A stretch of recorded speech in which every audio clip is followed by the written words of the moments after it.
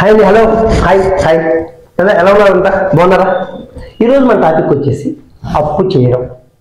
అప్పు చేయడం అనేది ఈ రోజుల్లో చాలా సహజ సాధారణం అయిపోయిందండి. అలా అప్పు తీసుకుని ఇబ్బంది పడుతున్న ఒక వ్యక్తిని చూద్దాం. ఇప్పుడు మనం ఒక స్టూడెంట్ అప్పు తీసుకోవడానికి ఒక ఫైనాన్స్ దగ్గరికి వచ్చాడండి. వాడు ఎలా మాట్లాడుతున్నా చూడండి. అన్న అప్పు కావాలన్నా 5,000 అన్న, మీరు ఇస్తే నాకు ఒక జీవితం నిలబెడుతుందన్నా, ప్లీజ్ అన్న. 3 నెలలు స్టడీ అయిపోతుందన్నా, స్టడీ అయిపోగానే జాబ్లో జాయిన్ అయ్యి మీకు కట్టిస్తానన్నా అన్న. వీడి ఫీలింగ్ ఇచ్చే ముందు అందరూ ఇలాగే మాట్లాడతారు అన్నట్టుగా చూస్తున్నాడు. వాడు అన్న మీరు చాలా మంచివాళ్ళు అన్న, మీరు ఇస్తారనుకుంటున్నా, మీరు ఇస్తే నేను హ్యాపీగా ఫీల్ అవుతాను, నా జీవితం నిలబడతానని చెప్పేసి ఇలాగ పొగట్టులతో మాయ మాటలతో వాడిని మాయ చేస్తాడు. చేశాడు.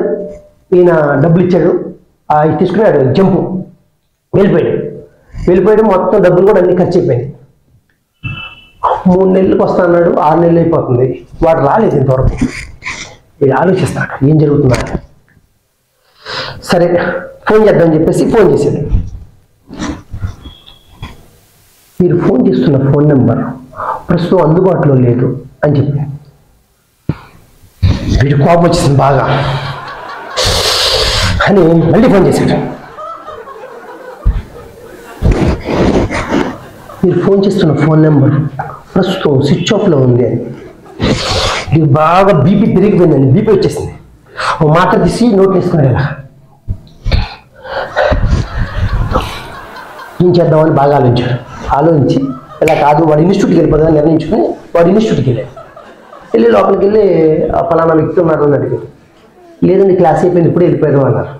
అలానే కిందకు వచ్చి చూశాడు, కనిపించలేదు. ఫోన్ చేస్తున్నాడు, మళ్ళీ బంద్ చేయట్లేదు ఫోన్. ఈలో వీడు అలా వస్తూ ఆయన చూశాడు. ఇదేంటి ఇక్కడ కనపడి ఇబ్బంది పెడతాడు అనుకున్నాడు. అనుకున్న ఎక్సైట్ వెళ్ళిపోయాడు. వీడేం చేశాడు, వీడు ఇలా దొరకట్లేదు అని చెప్పేసి ఇంటికి వెళ్దామని నిర్ణయించుకుని వాళ్ళ ఇంటికి వెళ్ళి వెయిట్ చేస్తున్నాడు. వీడు బయట నుంచి స్టైల్గా ఇంటికి అన్న చూసాడు, షాక్ అన్నాడు. వాడు ఏమ్రా నాటకాలు ఆడుతున్నావా, ఇప్పుడు ఇస్తానన్నావురా, 3 నెలలు ఇస్తానన్నావు, ఇప్పుడు 6 months అవుతుంది, ఏం నకలా చేస్తున్నావా, ఫోన్ చేస్తే లిఫ్ట్ చేయు అన్నాడు కోపంగా. వీడు అన్న వీడికి అర్థం అయిపోయింది, ఇది వదలండి అన్న కాదన్నా, కొంచెం పరిస్థితులు బాగా ఇబ్బంది అవుతుందన్న, అందుకే నీ ఫోన్ లిఫ్ట్ చేయలేకపోతున్నాను, నీకు డబ్బులు వెళ్ళిపోతున్నాను, ప్లీజ్ అన్న ఇచ్చేస్తాను అన్న.